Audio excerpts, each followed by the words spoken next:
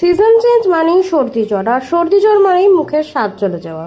তাই আজকে রাঁধবো এমন একটা রেসিপি যেটা খেয়ে মুখের স্বাদ ফেরত আসতে বাধ্য। তো কড়াইয়ে দিয়ে দিলাম হচ্ছে শুকনো লঙ্কা আর গোটা কয়েকটা গরম মশলা। তারপর দিলাম টুকরো করে কেটে রাখা পেঁয়াজ। পেঁয়াজগুলোকে একটু নেড়েচেড়ে ভেজে নিলাম। হ্যাঁ, আরেকবার বলি, পেঁয়াজগুলো কিন্তু ঝিরিঝিরি করে কাটার খুব একটা প্রয়োজন নেই।